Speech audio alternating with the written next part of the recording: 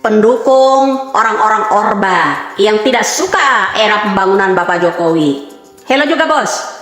Oh iya, tadi katanya jangan bangga dengan pembangunan tol yang salah satu adalah didukung oleh orang swasta, yaitu Hamka, Yusuf Hamka.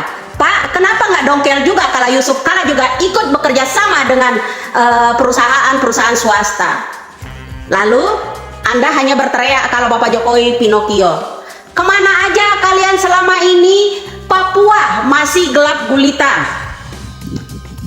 Tidak ada penerangan, bahkan jalan kemana aja Pak? Masih tidur selama ini. Apa mimpi basah? Ya. Bapak kemarin kemana aja? Kemana aja? Ketika Bapak Jokowi memberi penerangan, memberi jalan kepada rakyat-rakyat yang selama ini dianaktirikan oleh Orba, ante-ante Orba termasuk Anda ini, kemana aja? Kok sekarang mengusik tentang pembangunan yang udah kesana kesini? Pak, ada pakarnya. Kemudian kenapa ketika bangsa ini ya mengungkit orang-orang Orba yang pada dasarnya ada korupsi, ada juga yang di jalan tol, terutama jalan tol Daan Mogot, jalan tol yang namanya Depok ya. Jalan tol Depok itu bermasalah dulu kasusnya itu karena dimiliki oleh Tommy Soeharto, diambil alih, digugat oleh Bapak Jokowi karena itu adalah tanah pemerintah. Kalian pada diam.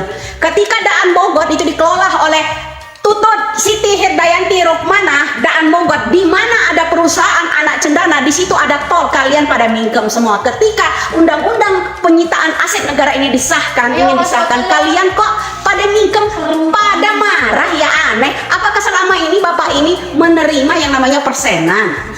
Persenan orang-orang Orba? Ya kan? Nggak ada satupun yang berani ungkit kalau salah satu jalan tol Depok itu milik Tommy Soeharto.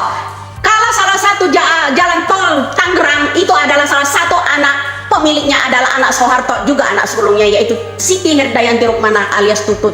Kemana aja? Hello Bapak.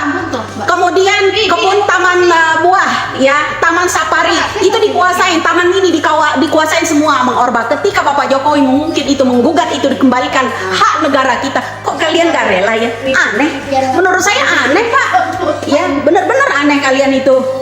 Soal tol, orang-orang kerjasama, anaknya Yusuf Kala aja yang di Makassar pada diam Pak ya kan, anaknya Yusuf Kala aja kerjasama loh pembangunan tol, bisnisnya tol di sana, kok diam aja ya kan?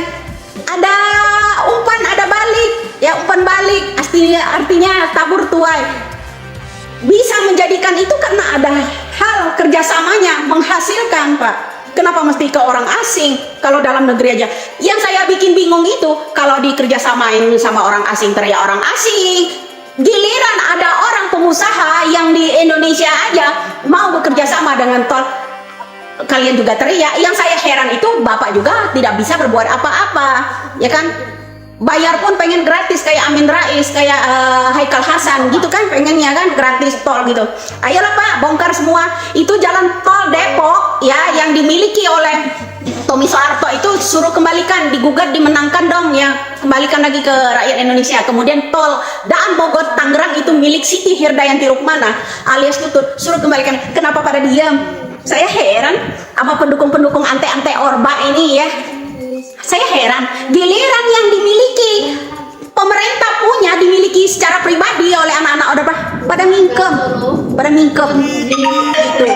Coba Pak, kalau Bapak itu cinta tanah air ya, coba dibuka bersama.